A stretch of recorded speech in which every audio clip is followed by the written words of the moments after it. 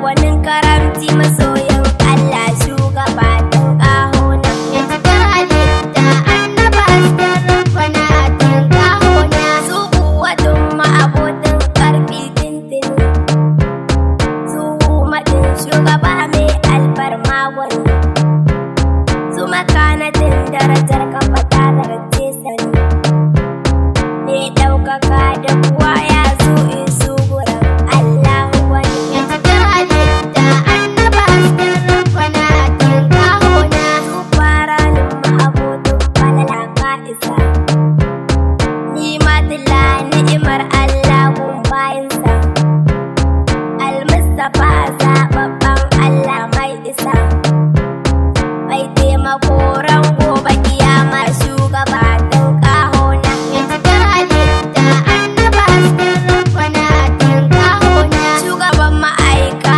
banna na waliya, Assalam alaiki ya alkhairin duniya, labbaiki na batula burin zuciya, matar Aliyu na Allah dole mu gaida ke tun kahona. Ya cikar halitta annaba hasken rabbana tun kahona. Da yawan nasiha ga bayan Allah bai ɗaya, babban wakilin Allah khairul anbiya, mai izar da saƙon Allah sanyin zuciya, mai fara'a wanda baya fishi ɗan Amina tun kahona. Ya cikar halitta annaba hasken rabbana tun kahona. Jirgin fitan al'umma ranar lashira, ya makwankwadar alkhairi mai alkausara, sani shakira sha nema angon kubura,